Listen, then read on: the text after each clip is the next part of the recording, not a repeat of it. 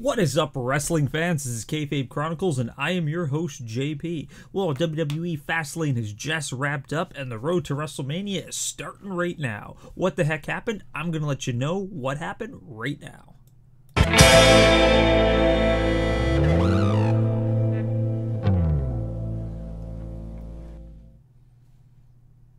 Hello, and welcome to our live stream. This is Kayfabe Chronicles, and I am your host, JP. If this is your first time here, please stick around for a little while. Partake to the chat room to the left-hand side of the screen. Don't mind me hitting my computer desk. And if you like what you see, make sure to crush a like, hit subscribe, and click the bell notification for whenever we post videos. We usually go live every single Sunday night at 8 p.m. Central Time, except for pay-per-view nights, where we will always go on after the pay-per-view to discuss the pay-per-view. And also we go live every single Wednesday night right after NXT to discuss the NXT show that has just wrapped up. We post random videos throughout the week, and of course, if you guys haven't done so already, check out our Facebook page, check out our Twitter account. Well, WWE Fastlane has just wrapped up, and I'm going to let you know exactly what I thought. As usual, I missed the pre-show. Unfortunately, just with it starting at 5 o'clock Central Time now for us, pre-show-wise, it's just, I got to get my kid to bed. I gotta make supper for the family, so unfortunately 5 o'clock just isn't doable. Like, it's not possible for a guy like me. Okay, but anyway, we are gonna pretty much talk about what I ended up seeing. So let's flip through my pages. Let's flip through my pages and my notes. Okay, so the show starts off with the SmackDown Tag Team Championship. We got the Usos defending against Team Shiz. That's right, Shane McMahon and The Miz. Shane scares me every time he wrestles. Like, I seriously think he's going to have a heart attack or some form of just anything. Like, he doesn't look healthy when he wrestles, but yet he still does it. Like, granted, like, the matches are good.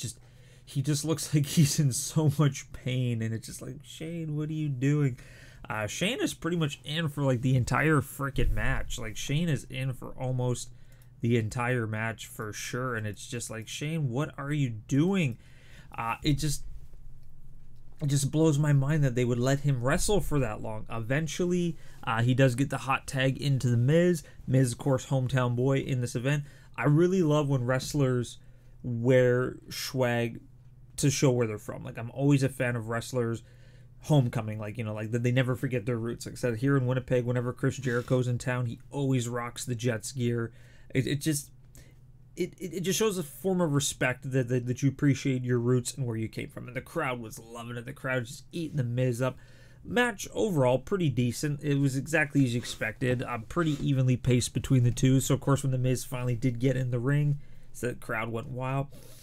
Shane jumps up on the top rope, tries to do the coast to coast, but then one of the Usos jumps up on the other turnbuckle and they kind of stare down. Like, you know, like if you do coast to coast, I'm gonna do a splash to your friend. They end up both jumping off at the same time, and they hit each other in the center of the ring. Great spot. I thought they both died there for sure. Eventually, Miz gets the tag in, and he tries to go for a frog splash. It's countered with the knees to the chest, and he's rolled up. 1, 2, 3. So the Usos retain the SmackDown Tag Team Championship. That aside, whatever. The big point of this match, though, is immediately after the match, Shane McMahon and The Miz kind of hug it out. They're like, hey, it's okay, no problems. They go out there, they talk to Miz's dad. As soon as The Miz's back is turned, though, Shane McMahon snaps, beats the living crap out of The Miz, jumps into the crowd and grabs Miz's dad by the neck, and he's like, you know, watch your failure of a son. And then Shane McMahon just continues to beat up The Miz. So yeah, Shane heel turn. I did not see that coming. I could have guaranteed that The Miz was going to have the heel turn in this. But you know what? Doing it in Miz's hometown makes a lot of sense. Just instant heat. Just instant heat for sure. So yeah, good way to open it up. Get that heel turn in there. Of course, that's going to set up their match at WrestleMania for sure. Right after that, Elias has his first of many promos throughout the night. Crapping on the city of Cleveland. Crapping on pretty much everything to do. So like LeBron James going to LA, and this isn't the first time that you will see Elias throughout the night. Elias, of course, is a wonderful gift to the world for everybody, and I just love every single time Elias touches that microphone. Alright, immediately after that we have the SmackDown Women's Championship. We have Asuka defending against Mandy Rose. I'm not even going to sugarcoat. Sloppy match. crowd really wasn't into it. Just this, how can I word this correctly? Asuka's like up here, and just Mandy's just like, Asuka was trying her best to make Mandy look at, just, she's in a completely different league than Mandy Rose. Like, don't get me wrong, Mandy Rose is a solid performer. She's really finding her own. She's getting there. Just unfortunately, just against someone like Asuka, like, you know, it just, you can really see her flaws, and unfortunately, just this match did not work at all. Asuka really dominates for a good portion of it. Like Mandy does get a couple moves of offense in there, but unfortunately, it just doesn't work. It just didn't look right. Sonya Deville's constantly outside the ring interfering, as pretty, you know, makes sense. You know, she's like Mandy Rose's friend, and makes sense storyline wise. Sonya's constantly looking around the ring for some form of a weapon to grab underneath the ring. So match ends where she like flips the ring apron up, she grabs a kendo stick, and she's kind of standing there like looking at this kendo stick. Fortunately, she leaves the ring apron up. Mandy Rose gets thrown to the ropes, and she trips on the ring apron. Of course, it slips her up, distracts her for a couple seconds. Asuka hits her with the spinning roundhouse to the face, which looked awesome in slow motion. Like when they showed that, it just like you could see like Mandy Rose's like lips and jaw like snap to the other side. It looked really good, and Asuka retains the championship. So immediately right after that, Sonya Deville and Mandy Rose kind of have a little bit of tough outside the ring. So I get what they're doing. They're driving the wedge in between Mandy Rose and Sonya Deville. I get it, but it's just not at Asuka's expense. Like, if you were gonna have them eventually just go away, like, you know, like feuding with each other, putting it during the SmackDown Women's Championship, it just took away from the sloppiness of the match, I guess. Like, I love Asuka. Asuka's great. I like Mandy Rose. It's just great. I just put this feud at another time. It just didn't make sense, especially this close to WrestleMania. Like, if you want to like push Asuka as a credible champion,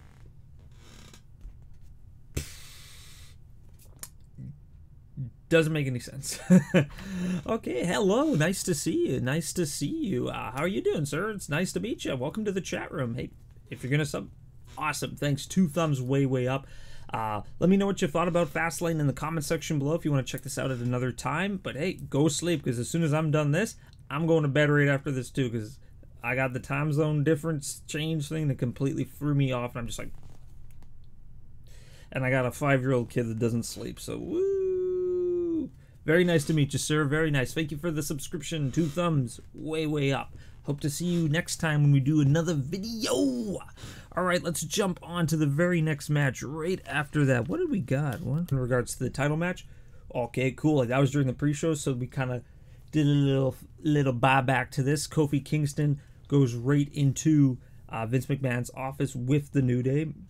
He says, you know what, Kofi? I'm going to tell you something. The championship match tonight is going to be a triple threat, and your match is next. Now, see, everyone was getting excited. Everyone's like, oh my God, Kofi Kingston is going to be in the triple threat. Not once did he even say that. Like, not once. You got to listen to Vince McMahon's words. He said, it's going to be a triple threat, and your match is next. So Kofi Kingston comes out. He thinks he's going to be in the title match. Oh, no, Vince McMahon don't play that. It is going to be a handicap match with the Bar taking on Kofi Kingston, exactly as you expected. The Bar just decimates Kofi Kingston. Kofi really tries his best.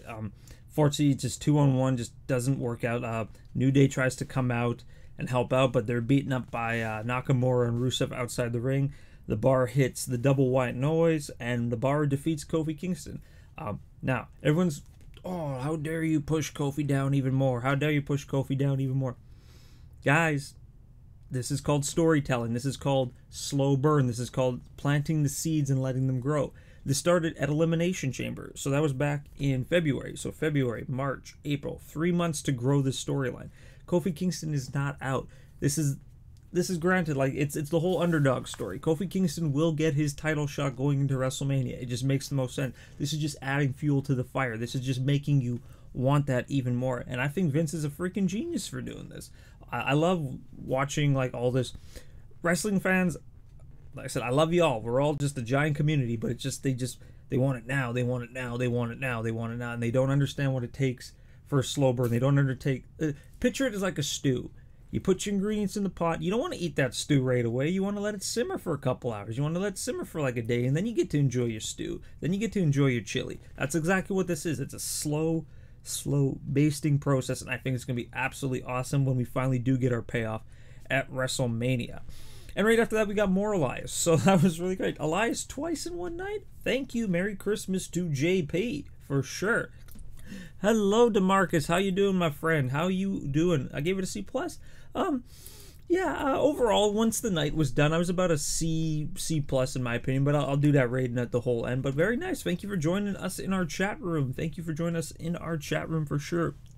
Right after that was the Raw Tag Team title. We got Ricochet and Aleister Black taking on Bobby Roode and Chad Gable, taking on the Revival, who are defending their Raw Tag Team Championships. Let's get that picture going. Where are you? Where are you? There we go. In their little thing, overall, pretty fun match. It was exactly as predicted. Like, Ricochet and Aleister Black were, of course, the stars of this match. They got to really show their own for most of this match. Like I said, me, I'm a big NXT fan. I'm still a little confused why they're a tag team. Doesn't really make sense. Like, I see that they're really pushing them because the Dusty Tag Team Classic's going on right now, and they're together. Oh, thank you so much. I'm loving talking to people. I like seeing new faces in the chat room. This is great. Like, normally we got like a usual crowd here, but it's great to see some new faces. 2 thumbs way up. But overall, yeah, like I said, this match was essentially Chad Gable and Bobby Roode did their thing. The Revival did their thing. Aleister and Ricochet did their thing. Fortunately, I missed a little bit of this match. It was my son's bedtime, so I had to leave for a couple minutes. That's what happens. That's what happens when you're at Pops. So I did miss a good chunk of this match, but I was able to catch the ending. Ending was really good. Chad Gable. Part I love the most is when he got the blind tag in, and then Ricochet goes up on the top rope and leaps out of the ring and just takes everyone out, and just like Chad Gable's face was like whoa, like he was just in complete awe of what happened. I was too, even though like Ricochet missed the steel steps by like a fraction of an inch for sure. Overall though, great match.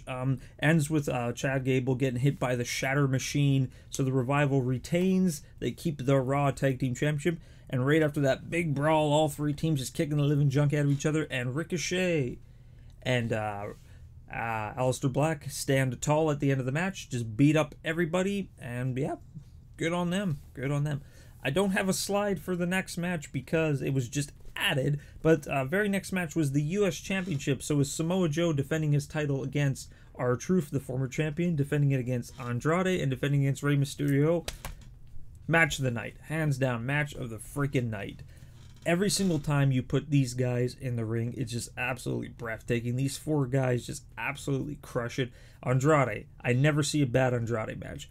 I've been watching Rey Mysterio for like 20 years. I've never seen a bad Rey Mysterio match. I've never seen a bad Samoa Joe match when he tries. Like, when he's actually put in good booking, Samoa Joe is one of the best. It's just most of the time WWE doesn't give anything. But like old school TNA Samoa Joe, 2 thumbs. 2 thumbs. R-Truth, I hope to look as good as he does at his age. Like I said, like the guy's in his mid to late 40s and he still looks great, still puts on a phenomenal contest. Match itself, like it was just a clinic. So many double team, triple team moves, just action all over. Usually in a fatal 4-way, 2 guys fight while the other 2 powder out of the ring and like rest. But this match, all 4 of them were just like boom, boom, boom, phenomenal. Match ends when Rey Mysterio tries to do a flying headbutt. Samoa Joe moves out of the way, grabs him in, locks him into the Coquina Clutch, and Samoa Joe finally has a win on the WWE main roster. Like, it's been so long since Samoa Joe has won a match since moving up to the main roster, and it was a title defense, so good on him. Really excited that Samoa Joe has a belt and he actually defended it. And damn rights we're rooting for Andrade. I've been a fan of Andrade since NXT. He's put on some of the best matches in NXT, and I'm glad that he's actually kind of in the main thing, because when he moved up to the main roster, he wasn't really doing a lot, so I'm glad that he's kind of in a picture right now. Eventually, I do see him getting the US title or the IC title probably by the end of the year. I'm calling it right now that Andrade is going to have some gold by the end of the year for sure. But overall, phenomenal match. Definitely my favorite match of the night. And this next match we're going to talk about, it hurts me to talk about it. It just, unfortunately, it was just the women's tag team match. Boston Hug Connection. Love them taking on Nia Jax and Tamina. Just, I don't want to sugarcoat this at all. Just botch city. Botch after botch after botch. And it wasn't even like Bayley's fault. Like Bayley was on it. Like Bayley was probably the best part of this match. I like Sasha, but unfortunately she was botching a little bit. Tamina, just inconsistent, and Nia, like I'm just, they have so much potential. The like the Simone Slaughterhouse, I just don't see it. And like even there was like it could have been a great spot, and they did recover. Like Sasha Banks kind of came in and they did like a backdrop, and then Nia was supposed to catch her and hit her with a Simone drop. Unfortunately, she couldn't get a good grip of her.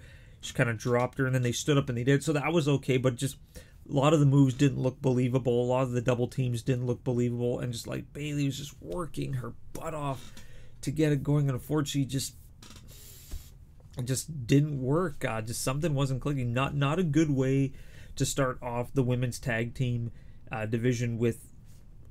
Like for title defense. But granted, said this is the first match, a lot of nerves. I do like the fact that they're going to be able to defend it on Raw and SmackDown and NXT. I'm really looking forward to when Fly Kicks is healed on NXT, because I think Dakota Kai and Tegan Nox versus Bayley and Sasha could freaking tear the house down. Sky Pirates versus Bayley and Sasha can tear the house down. Just this wasn't the way to start it off, in my opinion, but whatever. So Bayley wins after her Corona. So good news is Sasha finally has a title defense on the main roster. So yeah, good for her. Don't care. I still love you, Sasha. You're still one of my favorites. But right after that, Nia and Tamina ain't having none of that. They beat them up. Then they get into Beth Phoenix's face. Beth Phoenix was doing commentary for this.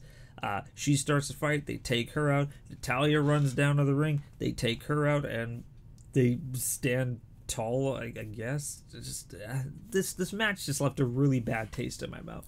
But it's weird because so it looks like Beth Phoenix and Natalya are gonna be teaming up. I guess are they going for the tag team titles, or are they gonna fight the Simone Slaughterhouse? I don't know where this is going. But overall, the match had potential, and unfortunately, just didn't do it for me. But oh well, we can't win them all. We can't win them all. It's the first time. Tons of rooms to improve. Alright, so right after that, we got the world title match.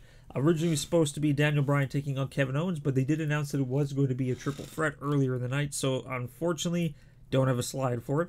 But yeah, Mustafa Ali comes out to fill in that third spot, and boy, do I feel bad for Mustafa Ali. Like 2 weeks ago, like going into Elimination Chamber, he was like on top of the world, like one of the most loved guys on the roster, and it just unfortunately, since he's not Kofi Kingston, it's just a bad spot for him to be in. Like picture the Royal Rumble a couple years ago when Daniel Bryan won at WrestleMania. The Royal Rumble heading into that, like they kept calling people out, and everyone's like, oh, Daniel Bryan's gonna win the Royal Rumble, he's gonna go to WrestleMania. Number 30 gets called. It's Rey Mysterio, no Daniel Bryan. Everybody just crapped on Rey Mysterio Jr. Like I said, huge fan favorite, and everybody just pooped on Rey Mysterio because he wasn't Daniel Bryan. Same thing here. Everyone's crapping on Mustafa Ali because he's not Kofi Kingston, and I just feel really bad for him. I love that Daniel Bryan was trying so hard to like get the attention off of that. Like so, like he's like, you don't deserve to be in this match. You don't deserve. Like he's just really trying to pull all the heel heat to him, like to try to get it off of Kevin Owens and to get it off of Mustafa Ali, and unfortunately it just didn't work because like the entire time it's we want Kofi, we want Kofi, we want Kofi, and I just felt so bad for Mustafa Ali.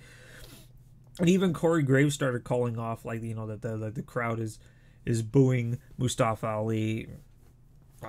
One thing I like though is like there was a point where Daniel Bryan got kind of thrown outside the ring, and it was KO taking on Mustafa Ali for a little while. Great back and forth between these two. They had really good chemistry.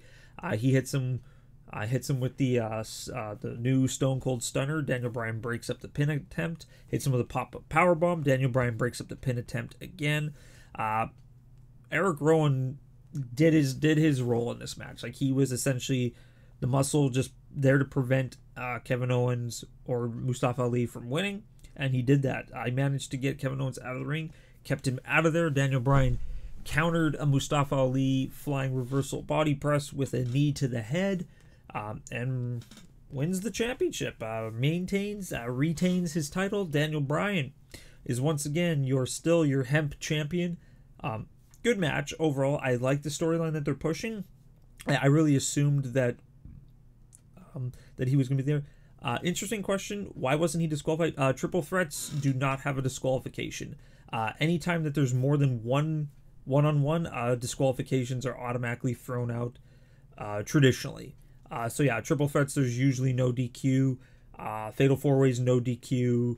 Elimination matches, no DQ. Just stuff like that. So there you go.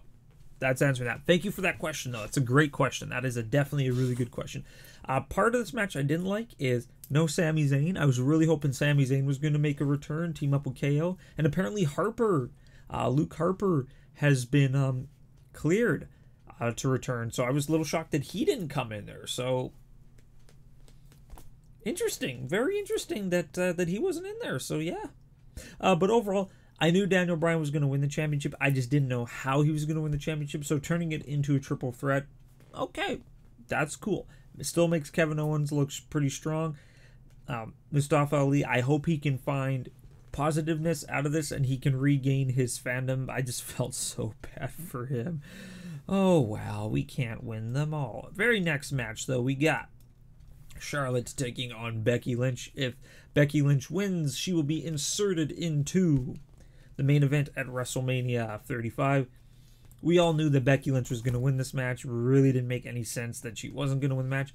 Thing I really love, though, is Becky sells that leg. Like, maybe her leg is legitimately injured, but she sells it so well. Her arm very well.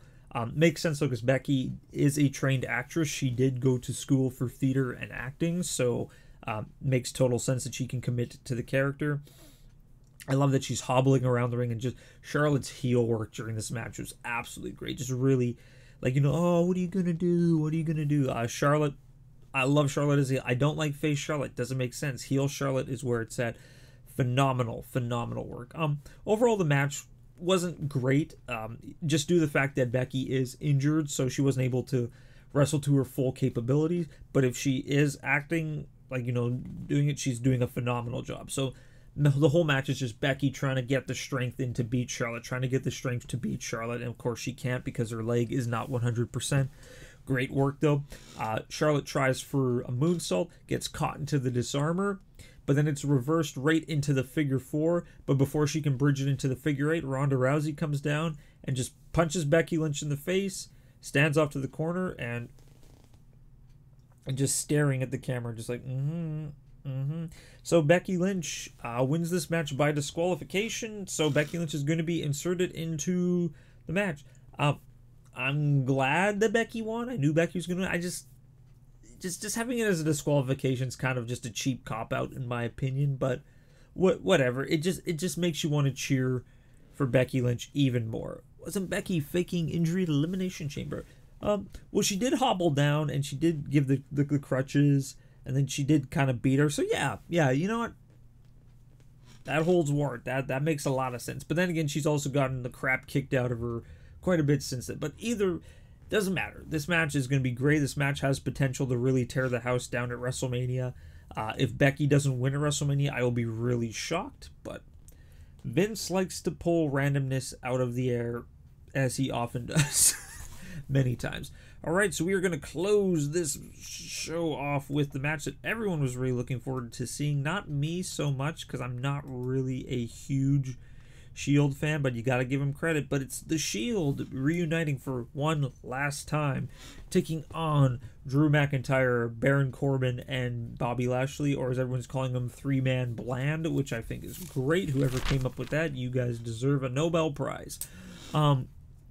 Shield came down through the crowd. Roman eventually does get his hot tag in, and he does get pretty good. It's him versus Baron Corbin for a pretty good amount of this match. Pretty fair, evenly back and forth, while everyone else is fighting outside the ring. They eventually make it up the ramp. They fight in the pre-show area. They destroy tables. But no one cares about that. Everyone's just focusing on Roman Reigns and Baron Corbin in the center of the ring, while everyone else is just blowing each other up backstage and off stage and in the crowd, and peanut guys all out there. Everyone's just paying attention to Roman Reigns and Baron Corbin. Roman Reigns gets a couple Superman punches in there, but eventually he gets caught and gets hit with the End of Days. Baron Corbin manages to pull the End of Days in, which was great. 1, 2, so close to 3. Dean Ambrose manages to jump in and make the save. Of course, they fight numerous times after that, but like it was just mainly Baron Corbin and Roman Reigns. Like that was the main focus of this match. It doesn't make really any sense though, considering that I think the Drew is the best out of that 3, but it just shows that no one likes Baron Corbin and they want him to get his comeuppance. So eventually though, they do hit. They do manage to get Bobby Lashley out. They do manage to get Drew McIntyre out, and eventually they do hit Baron Corbin with the triple powerbomb to win the match. Clean, done, boom. Completely went the opposite of what I predicted. I actually predicted that Dean was going to turn on the Shield and the other guys would win. That's setting up Dean Ambrose versus Roman Reigns at WrestleMania, and then they'll have their little blow off. And then when Seth Rollins beats Brock Lesnar, Roman Reigns will come down, hug Seth, and then he'll beat up Seth Rollins, setting up their feud. I like to think really far into the future, like beyond far into the future. Other than that, though, I dug it. It was a good heartfelt moment. It makes sense that there was no chicanery or nothing crazy. It was just nice to see the Shield together one last time, and yeah. But once again, brings me that does that. I've never seen a wrestling company ever promote that one of their top stars is leaving at a certain period of time. Usually it's just like, we've come to terms of agreement and they leave. Like right then, they don't tell you months in advance that somebody's leaving, unless it's heard rumors through like dirt sheets and that, but then again, they don't push it into your face. So I still think the Dean Ambrose leaving is a work, but that's just me. Overall though, I enjoyed the match. It wasn't my favorite match, wasn't the worst match. So overall, my grade, I'm going to give this one a C+. Couple good matches here and there, couple bad matches, couple in between matches. Me, match of the night, U.S. title, hands down. Great match. Really dug the storytelling that was being done in regards to Becky and Charlotte. Really dug the storytelling that was being done in regards to the main event. Shield match was decent. Both the tag team matches were okay. And then Bayley and Sasha, and just unfortunately, I love women's wrestling most of the time. Like, women's wrestling is my favorite thing. I'm a huge advocate for women, for like ladies wrestling. So I love Becky. I love Becky. I love Sasha. I love everybody. This match just didn't do it for me, and I don't even understand why. No count out with the Shield. Yeah, you know what? That brings a valid point, because like countouts are usually like in all match, even like no DQs, there can still be a count out. So like a triple threat match between like a tornado tag, like a 3-on-3 tag match, maybe there was no countouts, but you're right, there was a lot of outside of the ring legal man issues. WWE logic makes no sense. Whatever. Still a good heartfelt moment, but yeah, I just didn't dig both the ladies matches. I thought that those could have really been improved on. Like, so like, where's the women's tag team division gonna go? Why would they create a feud with Mandy and Sonya in the middle of a title match? Like, now this kind of pushes Asuka off to the side. Who's Asuka fighting at WrestleMania? Like, there's so many unanswered questions. But the one thing that we really need to understand is that Elias is the best thing going in the world today. Like I said, Elias had 3 promos tonight. Each one was freaking great. And even after one of them, Lacey Evans came out and then did her disappearing thing as normal, and Elias was like, what's going on? Then he got RKO'd by Randy Orton, and then freaking AJ Styles came in and phenomenal forearmed her. This was a lot of craziness going on in this pay-per-view. So much stuff going on in this pay-per-view. It was like they looked at their time, saw that they still had an hour left, and like, oh crap, we only have 1 match left. All right, everybody get out there. Everybody's going to get a paycheck tonight. But overall, Fastlane, compared to the other Fastlanes, it was a better Fastlane. I'm still not a fan of Fastlane. I just wish it would go like Royal Rumble, Elimination Chamber, WrestleMania. Fastlane does not need to be in there. Because everyone's like, oh, you have to create the feuds with the pay-per-view. No, you got all this time in between Elimination Chamber and WrestleMania to build these feuds. You don't have to plant seeds on every single pay-per-view. You can plant seeds on Raw. You can plant seeds on SmackDown. You can plant seeds at house shows. That's just the way it is. All right. That is all from me tonight. Thank you guys so much for partaking in this wonderful review. Like I said, if you guys like what you saw, make sure to crush like, hit that subscribe button, and click the bell notification for whenever we post videos. We always go live Sunday nights at 8 p.m. Central Time, except for pay-per-view nights, where we'll always go on after the pay-per-view to discuss the pay-per-view. And of course, if you guys are a fan of NXT, make sure to check out our weekly NXT review Wednesday nights at 8 p.m. Central Time, right after NXT. I post random videos throughout the week, and I also am very active on our Facebook page and our Twitter account right up above. As always, you guys are the reason why I do this, so share the heck out of this channel. I'm looking to get to 150 subscribers before WrestleMania. That is my personal goal, and if we do it, who knows what I'm going to do? Maybe a giveaway. Perhaps. We'll see. Alright, as always, this is JP from Kayfabe Chronicles. You guys are amazing, and I'll see you guys next time.